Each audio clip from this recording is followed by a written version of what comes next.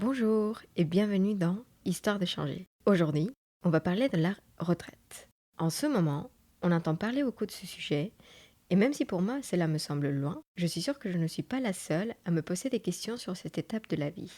C'est un changement important dans notre vie professionnelle et qui est vécu aujourd'hui par plus de 14 millions de personnes en France.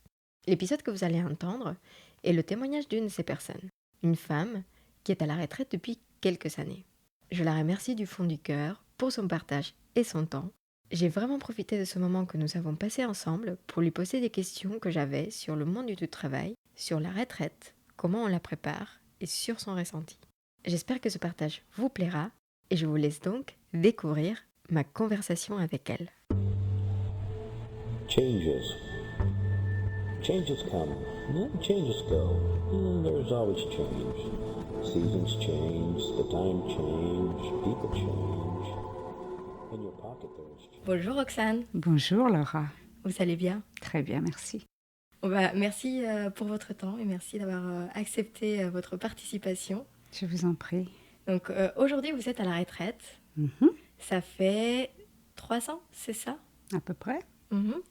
Et la première question que je voulais vous poser, c'est après une vie professionnelle qui a été très active, vous avez beaucoup voyagé, vous avez fait plein de rencontres. Si je reviens un petit peu avant cette nouvelle étape de votre vie, comment vous imaginiez avant votre vie à la retraite? Alors ça dépend des périodes. Quand on est jeune, plutôt jeune, on ne l'imagine pas vraiment. On sait que ça arrivera un jour, mais l'horizon est très lointain. Et puis hélas, les années passent, on avance en âge et on commence à y penser. Alors, évidemment, le mot retraite est toujours associé à vieillissement, fin de vie. Oh non, je pense que... C'est un peu triste, mais bon, personne ne rajeunit. Et de toute façon, on y va tous. Donc, reste à savoir... Alors, effectivement, je reviens un petit peu en arrière, l'idée floue qu'on avait quand on était jeune, ou plus jeune, commence un peu à se préciser. D'abord parce qu'on a des dates, mais bon, il y a des réformes, il se passe des choses, etc. Tout le monde dit, travailler, nous, on n'aura pas de retraite, il n'y aura plus de sous dans les caisses, etc. Donc ça devient...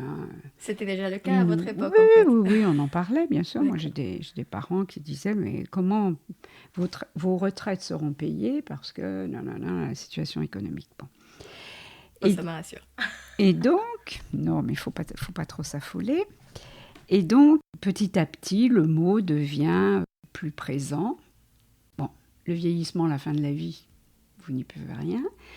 Mais c'est aussi une question de choix, je pense, et d'état d'esprit. Est-ce que la retraite, ça va être une voie de garage ou est-ce que ça va être une autre vie? C'est un changement, alors autant l'accueillir. Surtout si on a la chance d'être plutôt en bonne santé, d'être plutôt pas trop à plaindre, bien entouré, etc. Mais c'est aussi le reflet un petit peu de votre vie précédente.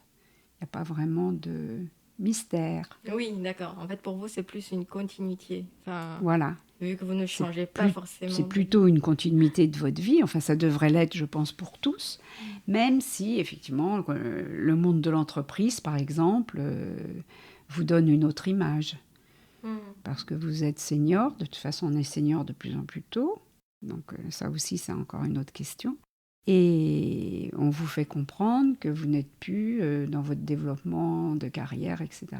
Et bon, je ne veux pas généraliser, mais beaucoup d'entreprises ne savent pas gérer les fins de carrière. D'accord, c'était votre cas. C'était mon cas, bien sûr. Ils ne comprennent pas que physiquement, même si on est très très en forme, on met plus de temps à récupérer. Ils sont plus ou moins ouverts à du temps partiel ou à des mi-temps, etc. Ce qui me semble, et me semble toujours, être une bonne option, si on en a envie, bien évidemment. Mais c'est un peu idiot que tout d'un coup, le temps que vous aviez passé à travailler, vous dites « Ah, vous avez l'âge. Ah, vous voulez partir. Ah, on n'a plus de poste pour vous. » Et vous vous retrouviez à ne plus avoir d'activité professionnelle. Parce qu'il ne faut pas non plus se leurrer. L'activité professionnelle fait que vous restez dans la vie des actifs, même si on peut être un retraité, bien évidemment, actif. Mais maintenir des liens avec le monde du travail les différentes générations qui peuvent être dans les entreprises ou dans les administrations, quand on est à la retraite, c'est plus tellement évident parce que vous n'avez plus ni de légitimité à les rencontrer, ni d'occasion réelle à les rencontrer. Ouais. Donc pour moi, c'est un de mes challenges, j'aime pas le mot challenge, pourquoi je l'ai dit, défi, c'est de rester en contact avec des plus jeunes, je dis pas des jeunes, parce qu'on va pas non plus tomber dans le jeunisme, mais des plus jeunes de la société qui, eux, sont dans le monde du travail. Parce qu'autrement, on se retrouve entre retraités, Oui. donc entre grand-père et grand-mère, à évoquer des souvenirs ou à faire des voyages. Cet été, on a fait la Grèce, et puis on va faire le Maroc, et puis après, on va faire la Turquie, et puis on va faire ceci, cela. Voilà. Oui, et justement, vous avez mis ce côté diversité, enfin, ce milieu où on peut du coup trouver, enfin, comment dire, parler avec des personnes de tout âge, en fait. Mais bien sûr, parce que si c'est pour se retrouver entre... déjà, les activités font... Enfin, si vous le voulez, parce que vous pouvez toujours faire vos courses à 18 ou 19 heures le soir pour attendre ou pour voir tous ceux qui sortent du travail, si ça vous fait plaisir. Mais bon, si vous avez un petit peu envie de vivre avec moins de contraintes, vous faites certaines choses logistiques que vous ne faisiez pas à des horaires qui n'étaient pas les vôtres avant. Donc, vous vous retrouvez avec des mères de famille, des gens sans emploi, il ne faut pas non plus voiler la face, des inactifs et des personnes âgées. Quoique, de temps en temps, je vois des jeunes qui ont l'air d'être au bureau, mais ils ne sont pas au bureau. Donc, je pense que le téléphone permet beaucoup de liberté. Et justement, si on ça. parle donc du monde du travail, quels sont les changements les plus importants ou ceux qui vous sont le plus marqués dans le monde du travail, entre le début de votre carrière et la fin de votre carrière? Alors là, j'ai l'impression que vous allez faire parler un dinosaure. Parce qu'en un mot, c'est très, très différent. Alors, je ne veux pas dire que c'était mieux avant, mais certaines choses étaient mieux. Mais maintenant, il y a des choses qui sont mieux qu'avant. Comme quoi, par exemple? Alors, mais c'est surtout nous qui étions mieux avant. Hein, il ne faut pas l'oublier. Moi, je crois que c'est le rapport au temps. Temps-pression, j'ai envie de dire. Alors, si je dis... ces dernières années, voire ces dernières décennies, il y avait beaucoup plus de pression dans le monde du travail. Ça ne veut pas dire qu'il y a 40 ans, on se roulait les pouces et on ne fichait rien. Quoique, j'ai quelques petites anecdotes du début de ma carrière, notamment une collègue qui se vantait d'avoir travaillé au ministère de la Santé, j'espère qu'Agnès Buzyn n'écoutera jamais ça, qui se vantait donc d'avoir travaillé au ministère de la Santé et d'avoir fait toute la layette de son premier enfant au ministère. Ce qui voulait dire qu'elle fichait rien. Voilà, qu'il n'y avait rien à faire. Alors, ne me faites pas dire qu'au début de ma carrière professionnelle, comme il n'y avait pas de pression, on travaillait quand on avait envie ou très lentement. C'est pas vrai. On n'était pas sous une pression folle. En tous les cas, il n'y avait pas cette sorte de harcèlement ou de course de vitesse. Il fallait faire les choses, mais comme il y avait des assistantes, le courrier qui arrivait par la poste, il fallait donc que la poste arrive, qu'on ouvre le courrier, qu'on le traite, etc. On n'avait pas le mail envoyé à la seconde. Il n'y avait pas le mail envoyé à la seconde. Et d'ailleurs, j'ai un souvenir très très précis quand le fax est arrivé, la télécopie est arrivée dans les entreprises. Alors à la fois, c'était absolument génial. Il y avait une feuille qui était absorbée, qui partait, et ça arrivait très vite. Mais certaines personnes vous téléphonaient pour savoir si vous aviez reçu le fax. Et donc, petit à petit, comme ça allait très vite, les expéditeurs s'attendaient à avoir une réponse immédiate. Alors que quand ils envoyaient la même demande par courrier, ils ne réclamaient pas une demande immédiate. Au pire, ils mettaient « c'est urgent », mais c'est tout. Alors, le mail, ça a été pire. Parce que, surtout à la fin de ma vie professionnelle, j'avais cette impression, c'était « j'ai fait un mail, donc j'ai fait le boulot. J'ai fait mon boulot. J'ai fait un mail, donc j'ai fait le boulot. » Sauf que le mail qui est reçu par la personne, il doit être traité et ça correspond à du travail.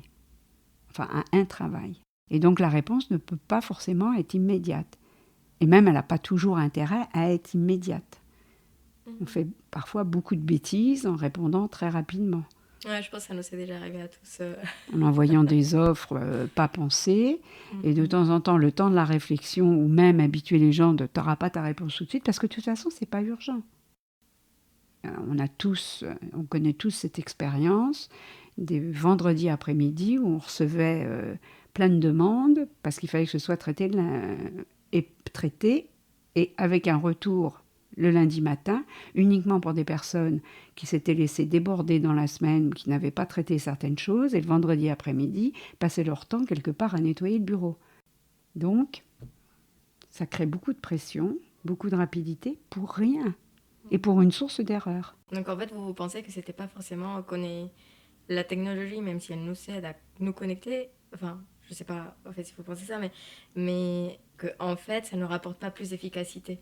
Non, parce que oui, enfin, en apparence, oui, plus d'efficacité, mais finalement, non, parce que, pour cette question, on va faire une réunion, et il faut demander à machin son avis, et il peut pas, etc. Donc, en fait, les temps de décision, plus la demande de validation qui est, alors là, c'est un avis personnel, mais une totale déresponsabilisation de toute personne qui a un tant soit peu un peu de responsabilité dans l'entreprise. Je demande la validation à l'autre, ou c'est collectif, donc on a fait cette erreur, il ne fallait pas le faire, mais c'est collectif. Donc la fin de j'ai décidé ça, on fait ça, je vous montre le cap, etc. Je crois que dans les 20 dernières années de ma vie professionnelle, je n'ai rencontré qu'une personne qui était mon N+2, comme on dit, qui nous a dit une fois, on fait ça, vous faites ça, je vous couvre. Le mot « je vous couvre », je ne l'ai entendu qu'une fois en 20 ans. Ce qui veut dire que cette personne avait une sensibilité et conscience de ses responsabilités. Elle estimait qu'il fallait faire ça. On n'avait pas le temps d'avoir des demandes de Paul, Pierre et Jacques, etc. Enfin des accords de Paul, Pierre et Jacques. Ça nous semblait légitime de faire ça et c'est ce qu'il fallait faire. Lui était d'accord, il nous a dit « on fait ça, je vous couvre ». Ce qui veut dire que quand il a fallu justifier pourquoi telle décision avait été prise, il n'a pas dit « mais c'est mes idiotes d'équipe qui ont fait ça, etc. » Mais elles n'ont pas compris, j'avais dit le contraire. Il a dit « on a fait ça parce que j'étais d'accord avec eux, on a dit de faire ça. Et si monsieur le directeur ou monsieur le président, si vous avez quelque chose à dire, c'est à moi que vous le dites. » Et ça, c'était une attitude au début de ma carrière, dans les années 70, qu'on rencontrait beaucoup plus. On rencontrait beaucoup plus des gens qui assumaient leur responsabilité. Qui assumaient leur responsabilité, quitte à dire écoutez, si c'est bien, je pars, etc. Mais on rencontre le même phénomène dans le domaine politique. Un ministre, ça donne sa démission ou ça ferme sa gueule, c'est Jean-Pierre Chevènement qui l'a dit. Et depuis Jean-Pierre Chevènement, qui le dit? Si on rapporte, oui, un ministre, mais qui l'a réellement dit? Très peu de personnes. Donc il y a une sorte de dilution de la responsabilité, donc dilution de la décision, et au bout du compte, ça devient inintéressant. Puisque de toute façon, le projet que vous allez présenter, il est revu par un autre, on vous dit non, pas du tout. Donc, je pense aussi que le mal-être, alors là on va dans un autre domaine, le mal-être au travail, il y a aussi en composante le fait que les gens sont considérés comme des fonctions et non plus comme des personnes humaines qui réfléchissent, qui veulent prendre des risques, qui veulent proposer quelque chose d'original ou voir quelque chose d'un petit peu sous un autre angle. Bon, d'un autre côté, comme les RH recrutent les mêmes profils, etc., on a des clones. Mais bon, tout ce que je dis, c'est d'une banalité extrême. Vous savez déjà, Laura. C'est intéressant. Voilà. Donc les grands changements, c'est ça. Une sorte de rapidité, de déresponsabilisation et du coup de pression. Parce que quand vous résistez, c'est très difficile de résister parce que ces personnes ont un problème avec le temps et ne sont pas capables, ne serait-ce que de dire à un directeur « Monsieur, vous nous demandez ça pour demain », c'est impossible. Ce n'est pas humain ce que vous demandez.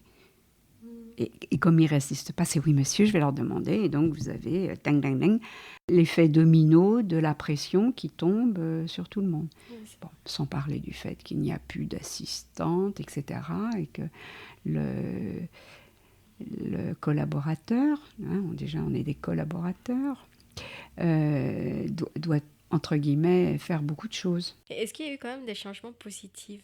Est-ce que vous voyez Les changements positifs, oui, c'est quand même de ne pas être obligé de refaire 10 fois un même document, de retaper tout, de redemander, parce qu'on ne le tapait pas, donc de redemander qu'on vous tape tout, etc.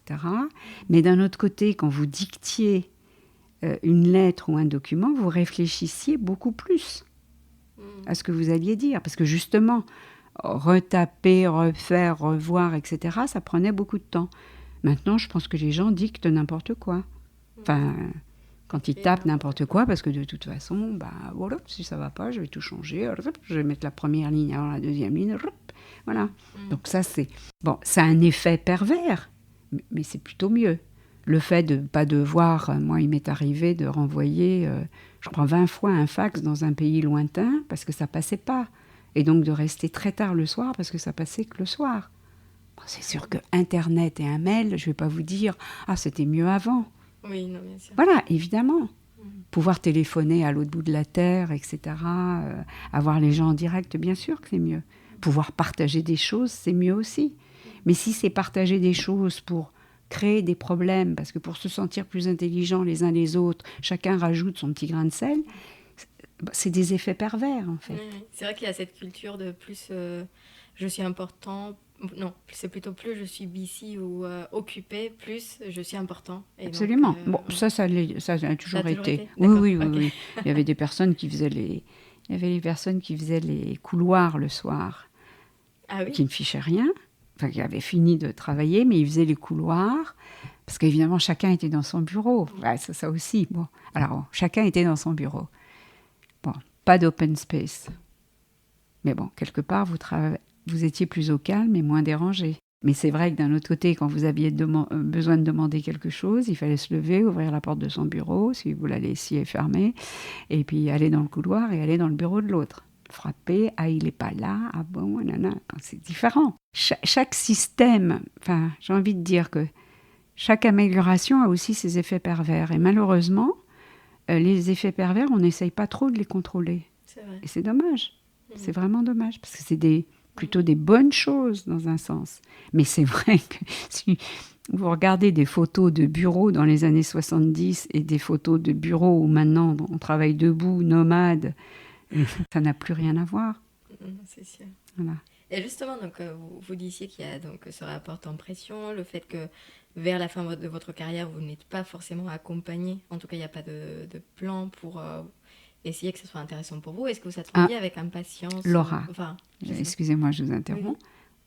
On ne m'a jamais demandé, formellement, quand est-ce que je prendrai ma retraite. C'est vrai ? C'est quand même merveilleux, ça. Jamais. Jamais.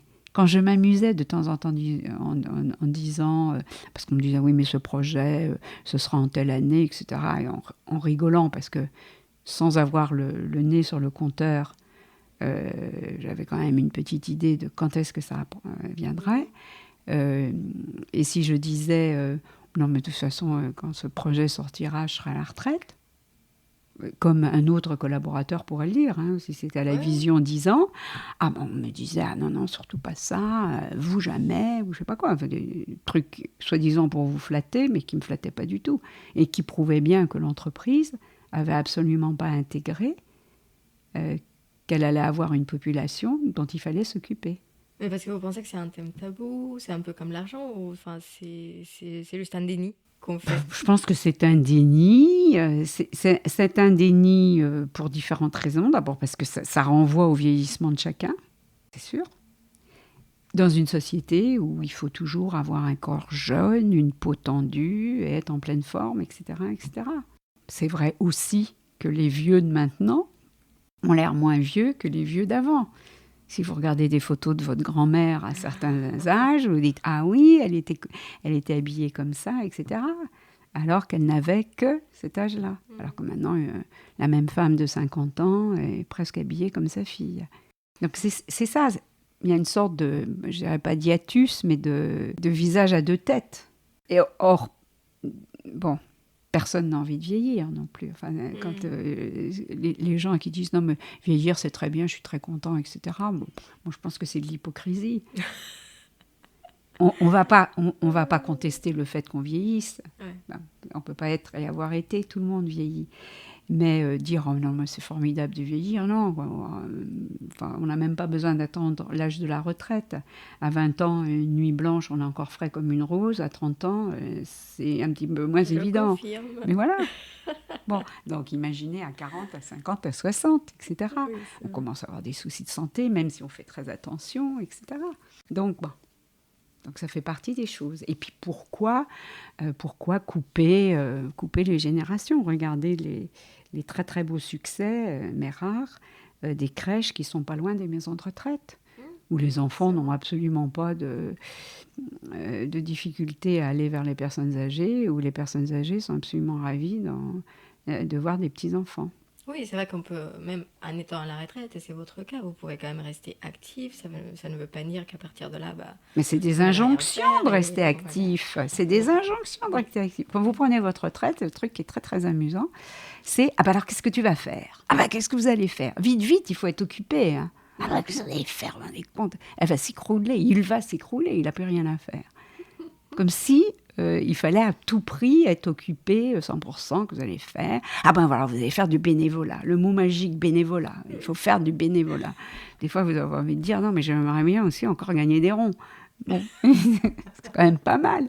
Bon, mais voilà. Donc, bon, si j'ai un regret, je n'ai pas vraiment de regret, mais si j'ai un regret, c'est de me dire que, en tous les cas, l'entreprise dans laquelle j'étais a été fichu incapable d'imaginer qu'on pouvait faire le même boulot, moyennant évidemment peut-être une organisation différente, mais peut-être à 3/4 de temps. C'est dommage. C'est dommage parce que à la fois le monde va plus vite, mais à la fois vous avez l'expérience. Donc vous savez que c'est pas la peine de répondre tout de suite, que vous allez peut-être changer d'avis ou que vous allez trouver un truc mieux à répondre. Ou que même le client va vous dire finalement j'en ai pas besoin. Donc il y a quand même bon, je sais bien que il faut un peu donner du temps au temps. Alors il faut pas en donner des quantités folles, mais un petit peu c'est quand même pas mal. Mais du coup, quel était votre rapport? Est-ce que vous attendiez à la retraite avec impatience ou est-ce que vous avez eu peur? Enfin pas peur, mais quelque part... Oui, quel était votre sentiment? Non, j'ai jamais eu vraiment peur. Parce que je savais que vaguement ça allait arriver. Bon, de toute façon, quand vous commencez à cogner les 55, vous savez que, bon, déjà, vous avez un souci, c'est votre employabilité. C'est-à-dire, est-ce que même l'entreprise dans laquelle je suis va me garder? Et ça, c'est vrai que le chômage des seniors, ça ne vous amuse pas beaucoup. Parce que c'est quand même rarissime. Même si tout le monde devient consultant de quoi? Ça peut être le sujet d'un autre podcast. Ah, mais ça arrive chez les jeunes aussi. Hein. Voilà, hein, je suis consultant, je suis freelance. Ah oui, tu fais quoi? Bon, c'est la tarte à la crème, où je suis travailleur indépendant. Bref. Une vraie tarte à la crème. Quoi. Le nombre de personnes âgées, le nombre de retraités qui sont consultants, c'est effrayant. Quoi. Bon. Donc, déjà, vous avez le souci de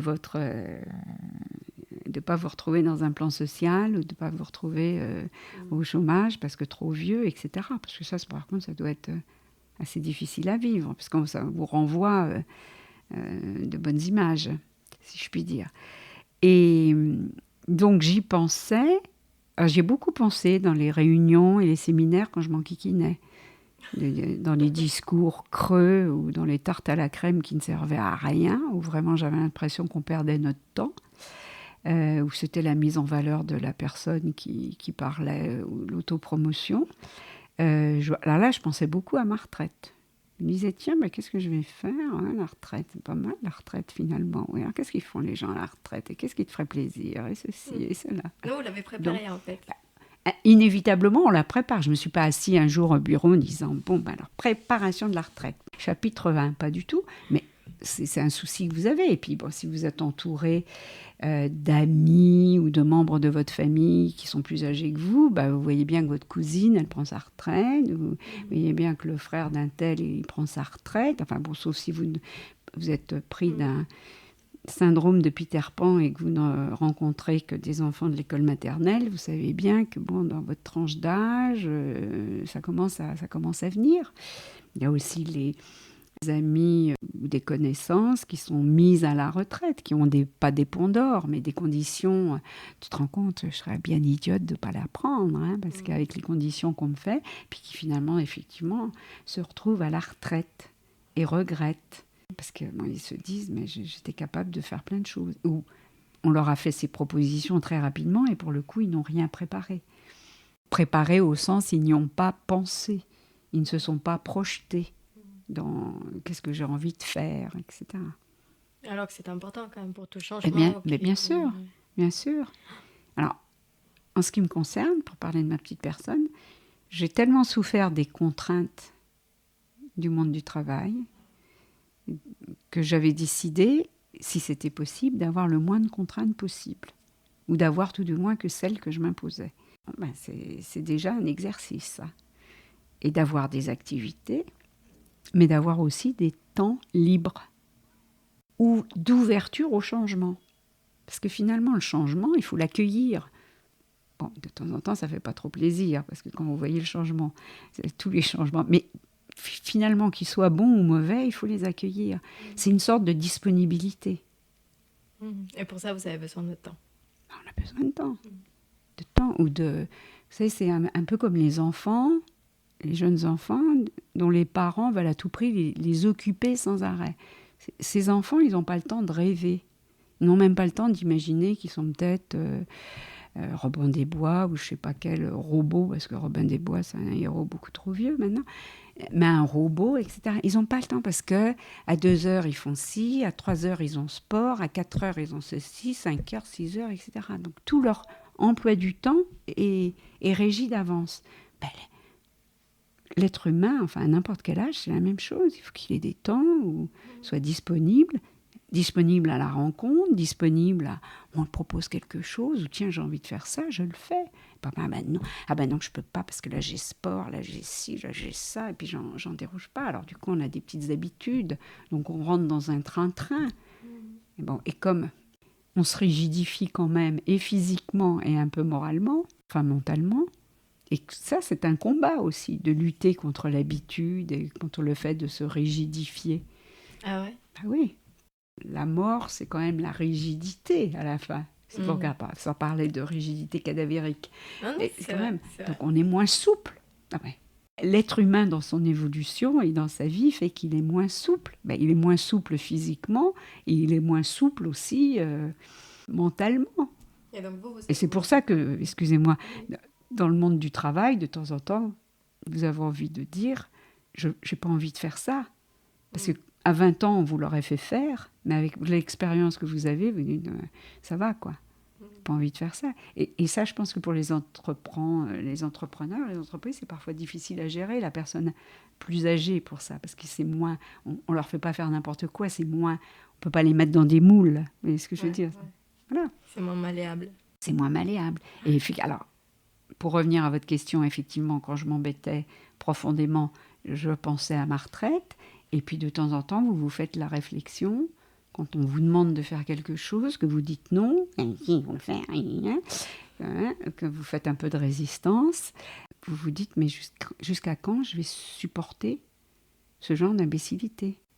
Et là, on y pense. Là, on y pense, évidemment. Mais la même chose arrive pour des personnes qui ont envie de démissionner ou changer de boîte, ou changer de... C'est vrai. Jusqu'à quand et tout. C'est exactement le même... Je ne veux pas dire que la retraite, vous changez de boîte, mais c'est une continuité. Effectivement, c'est une continuité. Alors, moi, j'ai des amis qui regrettent. Pour eux, c'est pas le meilleur moment de leur vie, la retraite, parce qu'ils la voient associée à une fin de vie. D'accord. Ah oui, ça, c'est pas très chouette. Ouais, c'est vrai. Bien sûr, c'est pas très chouette. Mais d'un autre côté, oui, c'est ça, mais on n'est pas obligé non plus de prendre de l'avance là-dessus et de penser que c'est comme ça, c'est la fatalité. Bah oui, je suis un vieux. Ouais, parce qu'après, c'est vrai que C'est une forme se dire ça, de mais lutte. Ça ne veut pas dire qu'on fait n'importe quoi pour, entre guillemets, la jouer petit jeune. Parce que ça, c'est ce qu'il y a de pire. C'est pathétique. Une personne d'un certain âge qui veut faire croire qu'elle a 15 ans. C'est pathétique. C'est absolument pathétique. Bon, vous me direz, il y a des petits jeunes qui ont l'air de petits vieux. Hein. Enfin bon, ça, c'est encore autre chose. C'est un état d'esprit, c'est dans la tête. Mais voilà, donc... je l'ai dit au début, c'est quand on est dans une situation assez sympathique. Bon, je reconnais que les personnes qui ont des difficultés de santé, c'est pas rigolo. Vraiment pas rigolo. Celles qui ont des difficultés économiques ou de famille ou de vie, c'est pas rigolo non plus. Et c'est vrai que ça, c'est quand même un gros changement parce que tout d'un coup, donc, c'est pas qu'on arrête de percevoir. Si, on arrête de percevoir un salaire. Donc, Bien sûr, vous d'un n'avez point de vue vous avez pas financier, tout à fait les mêmes, vous n'avez pas tout à fait les mêmes revenus. Bon, ça, si on est un petit peu bien cérébré, on l'anticipe un peu d'avance, ça quand même. Ça, c'est quand même quelque chose auquel il faut penser, je pense, très tôt. Enfin, sans tomber dans les constitutions de patrimoine dès l'âge de 20 ans, mais il faut quand même y penser. Mais tout dépend de comment chaque personne a vécu et a envisagé sa vie. Et à 300, du coup, comment vous vivez votre retraite maintenant? Eh bien, je crois que j'ai complètement oublié l'entreprise. Complètement. Oui, enfin, de temps en temps, j'ai des flashs, mais c'est plutôt pour me moquer ou pour...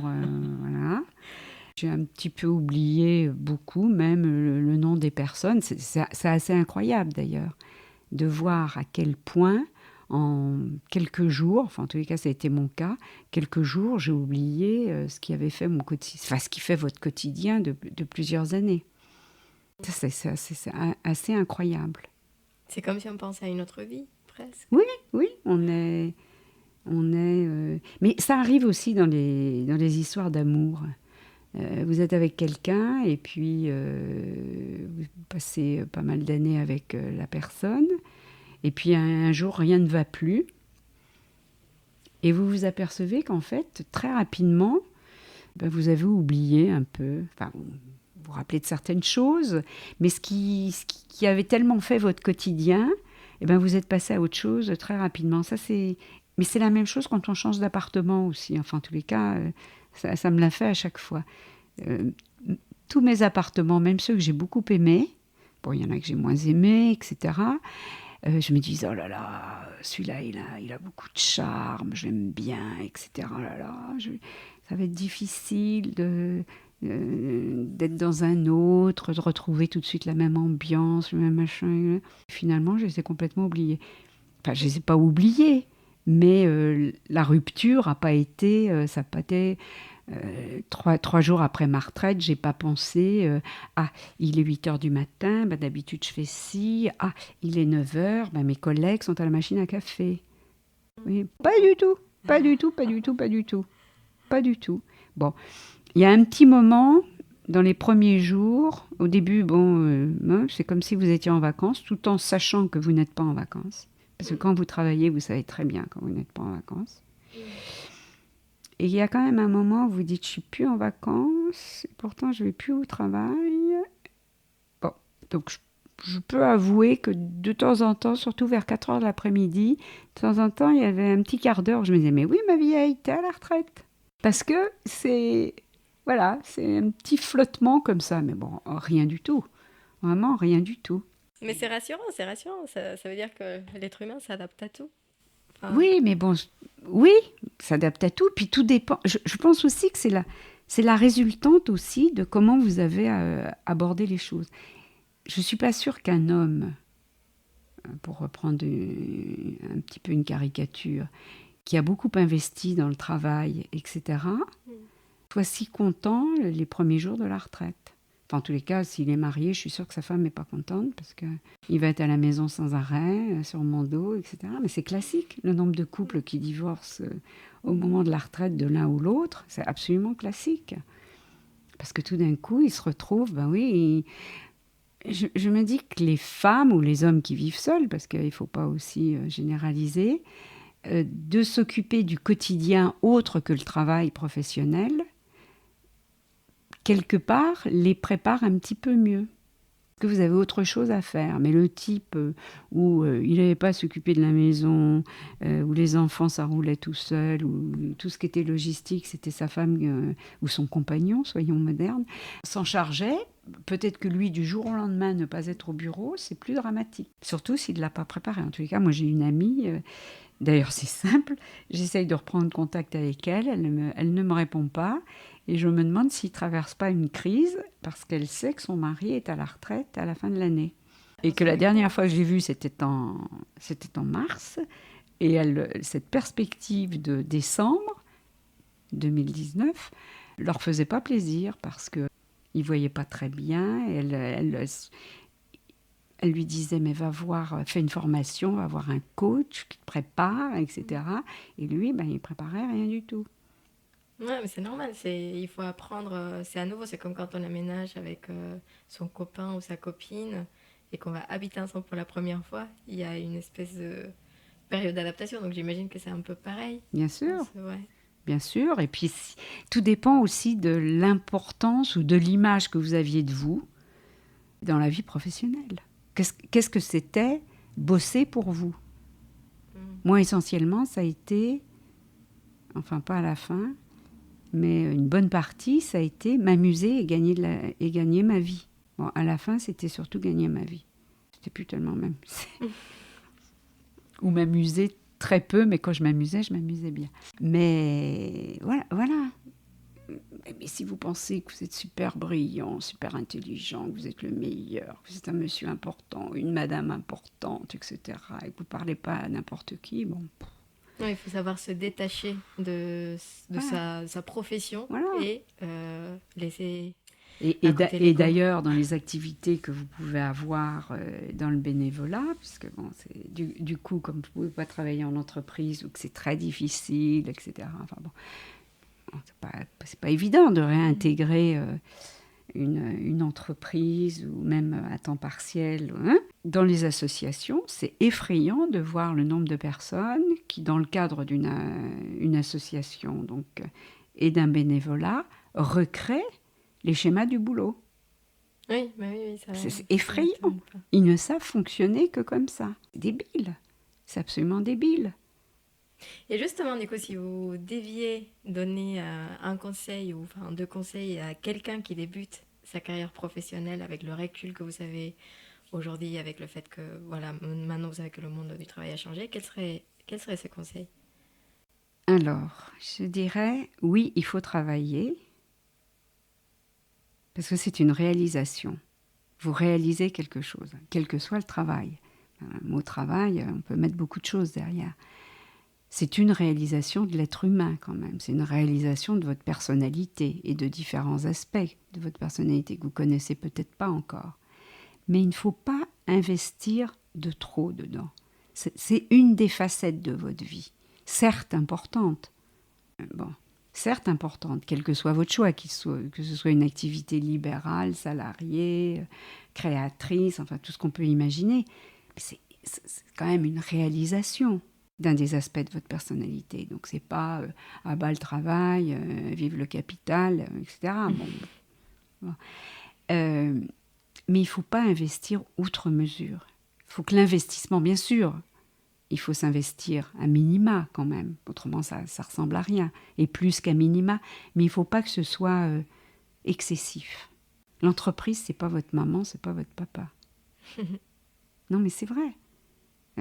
Et ça va un petit peu contre tous les discours de on est une équipe, on est beau, etc.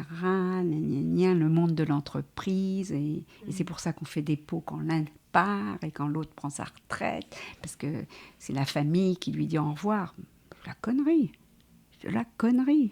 Ça ne fait plaisir qu'à ceux qui restent. pour justement se persuader qu'ils sont une famille. Non, l'entreprise, c'est pas une famille.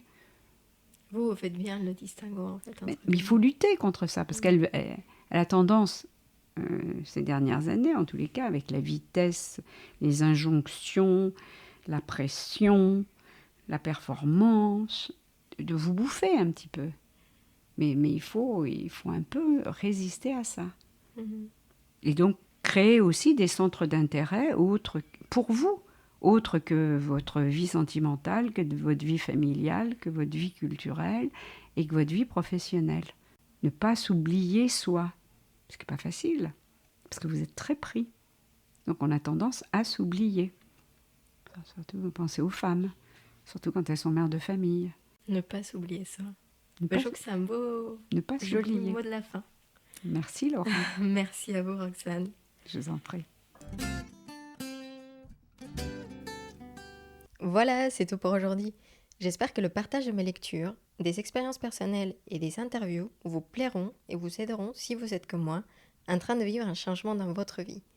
Si vous le souhaitez, vous pouvez me contacter sur YouTube, Facebook, Instagram, @hdc.podcast, m'envoyer un mail à l'adresse hdc.podcast@gmail.com, hdc comme histoire de changer, ou bien vous pouvez partager votre histoire sur les commentaires iTunes que je lirai sur les prochains épisodes.